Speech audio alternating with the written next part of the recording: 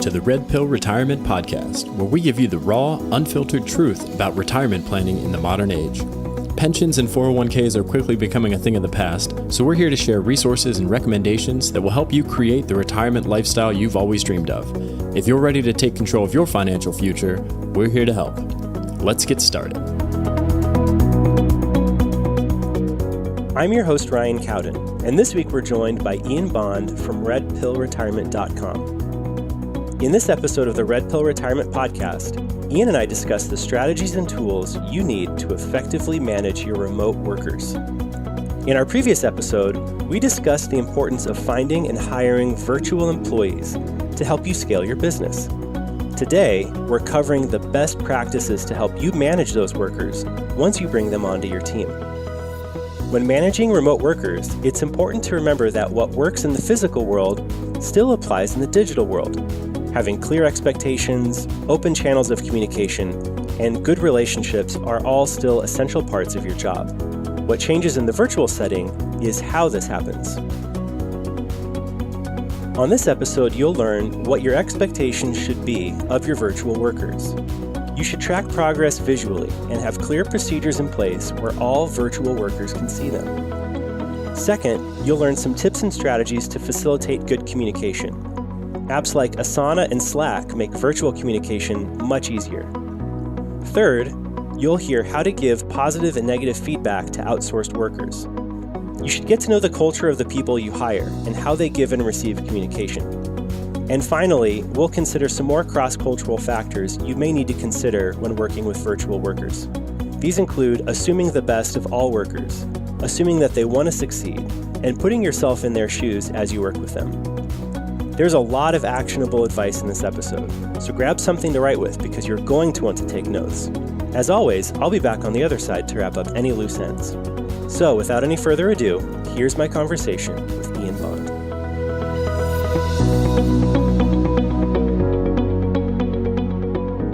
All right, Ian, welcome back to the show. How's it been, man? Ryan, it's just been terrific. It's great to see you again. It's always a pleasure to look through, and we have an especially good topic today. So I'm excited to jump right in. But it's great to see you. Yeah, it's great to see you too. So our last episode we were talking about scaling up our business and outsourcing work, and so today we thought it would be a good idea to talk about what it would actually take to work with and manage remote workers, and that's something that you have a lot of experience with. I have experience, the job, my day job before this, I had 12 time zones reporting to me. No way. So, wow. Yes. So I would wake up and check on what was going on in London and Dubai. And then, as I was going to bed, every night at dinner, my guy on the West Coast, Michael, would call me and the phone would ring and my wife would say hi to Michael, and we would talk about issues on the West Coast. And so that was just the way the day went. And so whether it was in my day job or now in in our activities, our e-commerce activities, I'm not a stranger to managing across time zones, across cultures, and things like that. So it's fun. Great. Well, I think a good place to start would be expectations. What are some good expectations that you should set from the beginning with your freelance workers? Yeah. Okay. So again, let's roll back, and I bucket our outsourced workers into two buckets. One are the experts. That's fairly simple to, have someone where you are having a conversation and they are a professional providing a service for you. That could be editorial for a blog. That could be paid traffic for an e-commerce site. You are having an ongoing conversation about the strategy, the deliverables, that type of thing with what I would call an outsourced expert. Then we have our people that are working for us full time. In e-commerce, that really buckets into people that are doing development work for us on product uploading, and people that are doing our customer service. These are and specifically that latter group, the customer service people, they're really our full-time employees. The developers are much more working by the job. So there's nuances between all, kind of three of those different, but that last one is probably the one we want to drill down on. Okay. So, working with that last group, what are your expectations for them? Well, we have, as I've described, we have I wouldn't call it NASA-like. That'd be a little bit, a little bit big. We have a big board in Asana where we track everything, and every time a customer service representative of ours, is chasing something down or something comes in, we either close out an issue or an item that's been highlighted in Asana, or we initiate one. And when we initiate one, that means we go directly into our SOPs, our standard operating procedures, and any one of our VAs would know, our customer service people would know, kind of what would be the next thing to do when we have an item that's being returned or an item that's damaged or an inquiry, whatever it might be, they would know what to do, and anyone could pick up that and respond. And since we have people coming in at different time of the U.S. workday, we have two shifts. We have an early shift and a late shift. Sometimes something that starts out in the morning with one person can change later that morning with another person that's on the same earlier shift, and can change later with a couple of people that are on the later shift. And so you have to have the clarity of the process or the procedure so that people know exactly how they can close this out so that the customer gets the best experience. To be clear for everyone listening to this, if you're in the online retailing world, the only reason that you exist, the only reasons that you exist, are providing incredible advice and suggestions and exceptional customer service. If you're going to compete with the big box retailers, I don't care if it's Sears or who's almost gone now, or Home Depot, or any of the garden variety big online superstores like Wayfair or Hayneedle, you have to provide, better advice, better access to information, and a better experience. And the number of people that buy something from Home Depot and try and return it through us, just reaffirms that, kind of on a weekly basis to me. Okay. So the way we do that is by having these processes and procedures, really tightened down so that we can be proactively solving problems for clients and presuming what the problems might be. Okay, great. So if people are going to be working all over the world in 12 different time zones, communication is going to be an important piece. Yeah. Are there any softwares or just other apps or strategy that you use to help your group communicate? Yes. And this raises an area that actually, we're debating right now.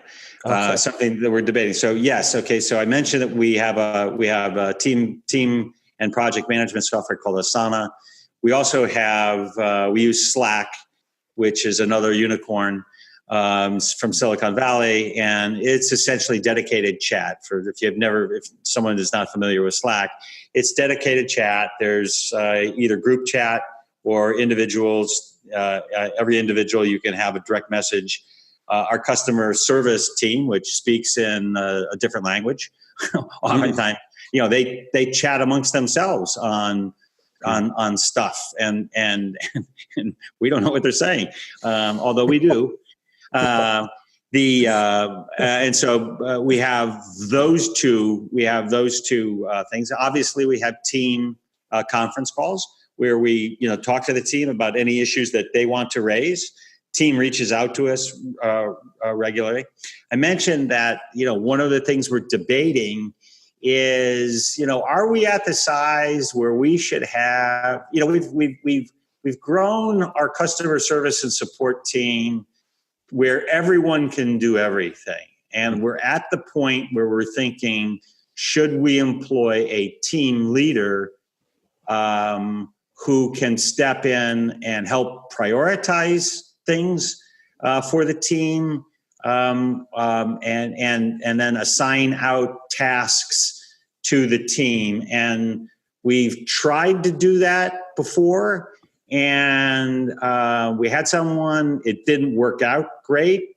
We tried to hire someone not from within our team, and quite frankly, our team was working better than without that person. And so now we've gone back, and I think, to be honest with you, Ryan, the reality is that the longevity of the people that has been working with us and the commitment we've made to, kind of communication and particularly the granularity around the procedures and the processes, it's all working really well.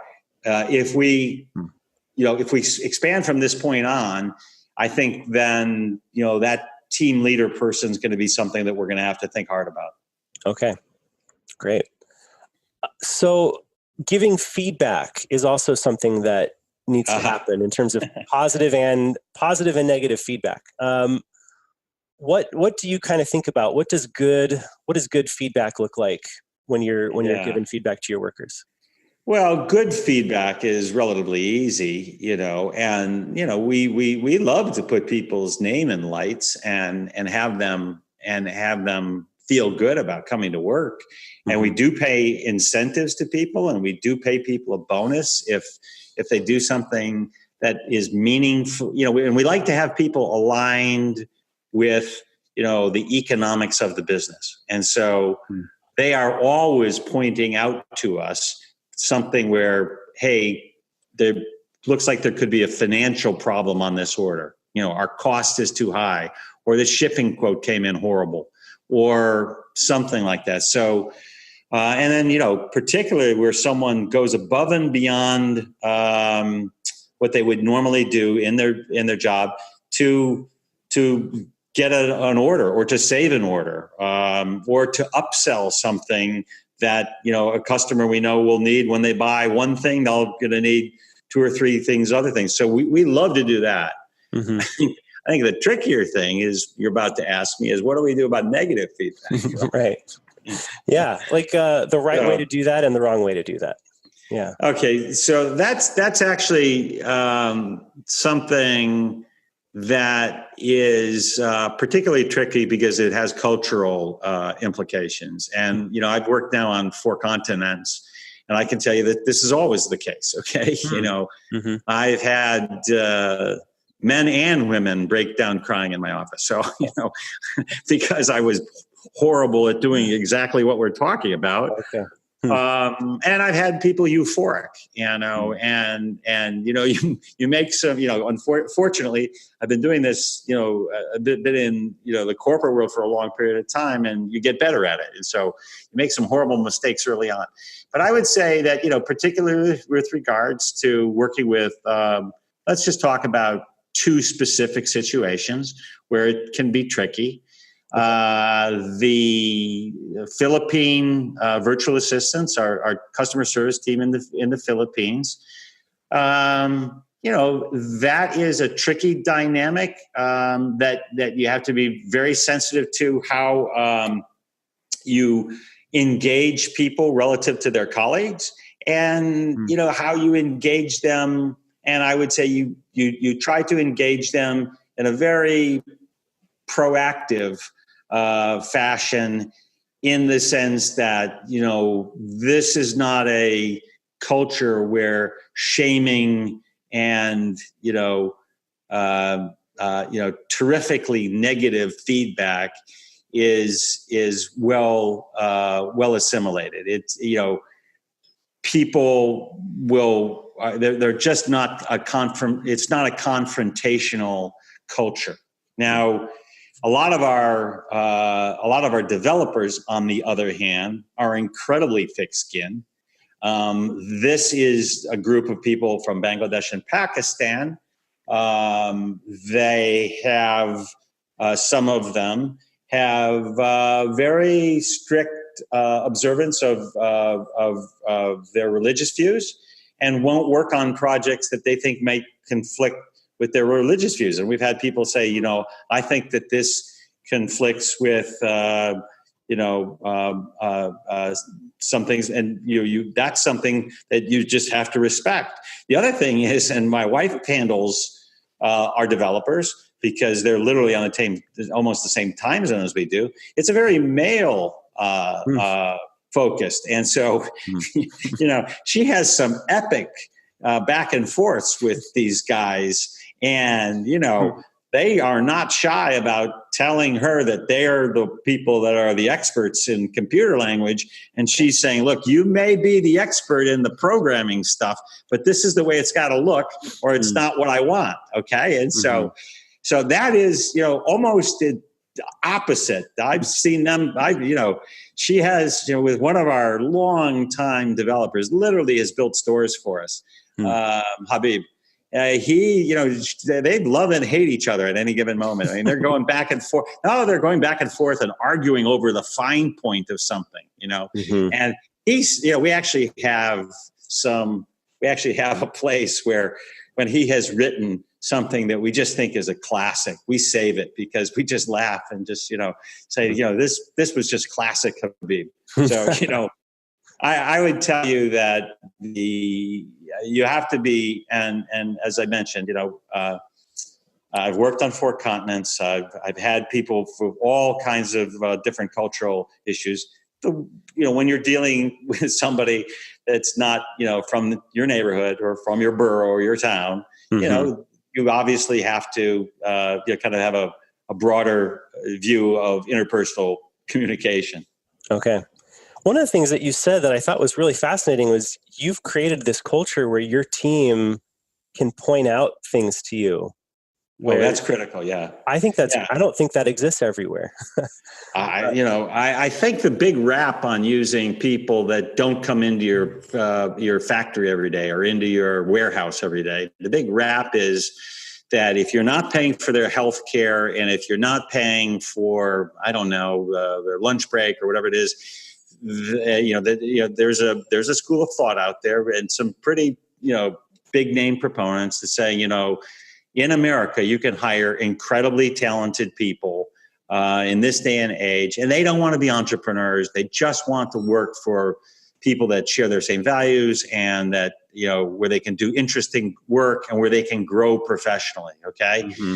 We try to do all of those things. We just do that, not where people are coming into it. So we have courses that, we buy and we put people through so that they can expand their skill set. Give you a great example. In the Philippines, it's Christmas holiday time. It is typical for a 13th month salary to be paid, as it is in many parts in the world. We pay that. We don't ever, we go with the local customs, and we respect that. And I think if you do those types of things, you will engender, what we, kind of the feedback that we're asking for, which is, if everybody understands, after someone's worked for you a period of time, you can point out to them, and everyone on our team knows, if they see something, quickly, escalate it. Most of the time, stuff runs beautifully, but, we don't ever want something that drags on. This is part of, I think, the rule of how you have to operate in the, kind of the Amazon retail world. Amazon, everything gets there, faster and it seems like it's faster and faster, right? So right. Customer service with Amazon is never an issue. Now, we do things that Amazon would never touch. It's much more complicated. We're a logistics business as much as we are, whatever store that we're operating. It's logistics. It's back and forth with the customers. But that expectation for customer service is very, very high, and Amazon keeps pushing it high, regardless of the fact that that we're not directly competing with them. And so it's incumbent on us to do that. And I think I've said this before. There are only a few reasons that we are allowed to exist. We have to provide incredible information for people to make a decision and selection for people to look at. We have to give people great advice, and we have to excel and provide excellent customer service at a very minimum. That's what we have to do. Right. And is that because you're not always going to be able to compete in terms of just sheer price? Is that why? So your service has to be better? Actually, we operate with the vast bulk of the people that are supplying us with our suppliers are enforcing minimum advertised pricing, which is known as MAP pricing. So everyone must sell no lower than a number that the supplier tells. So it's not even a price issue. Okay. That's just the expectation. Yeah, look, so, I forget the numbers, but, if you go back to the late 1990s, there was a period of time when internet users doubled in a 4 or 5 year period of time from, 30 million to 60 million internet users. It was like from 1998 to 2001 or 2002. Maybe it was 5 years, maybe it was 3 years. And then in the next couple of years, it exploded and went way beyond that. Okay. And so I think what we're in a period of time right now where the online shopping experience is growing from less than 10% away from Amazon to much higher than that, over the next 5 years. And so we're very early in the adoption curve, and it has allowed platforms like the House platform, which is great for household products.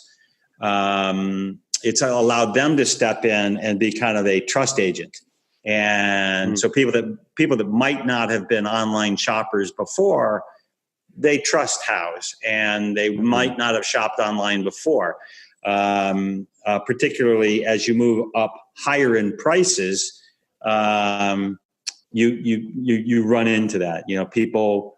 It's still early in the game in e-commerce. Right. We forget. Yeah, that's right. That's right. Yeah. Was there anything else you wanted to talk about in terms of working cross-culturally with different people? Anything else that you could share with us about? Well, those were my two best. Those are my two best stories, to be honest with you. Okay. But I would tell you, it doesn't matter. It doesn't matter if it's my day job where we have a multitude of different nationalities, or if it's in our online stuff. You have to respect. Always put yourself in the shoes of the people you're dealing with.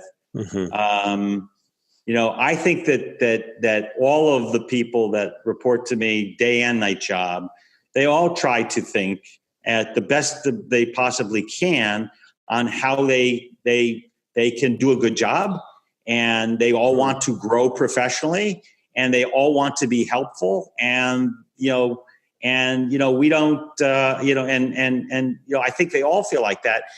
And I think, probably, corporate America does this really well with, performance appraisals. And it's that time of year where people are getting their performance appraisal. Right. And I think, that feedback is very valuable.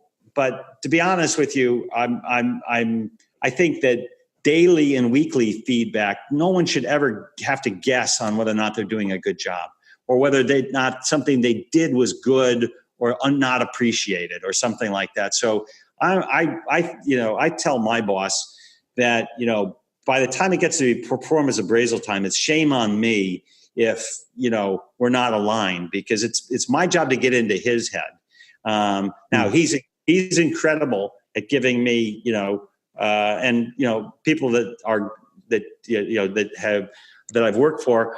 Some have been better than others, but they're incredible at keeping you aligned with what they want. And so we try to do that in our e-commerce business, is keeping people aligned for kind of what the goal is, and telling them what we expect of them and helping them get there. And now we're expanding some of the responsibilities and some of the things they do, and they're growing professionally. And so they're learning, and it's a little hard because you get into a comfort zone, and now we're having to correct things that they're doing. So it's fun, but it's always changing. For sure. So I would say it's, working across cultures is always tricky, but it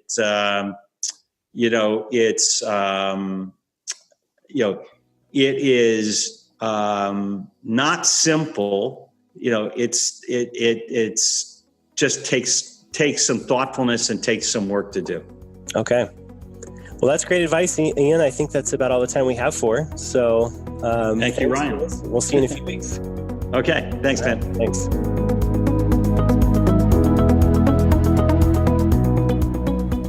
All right, folks, there you have it. That wraps up my conversation with Ian Bond of the Red Pill Retirement Podcast.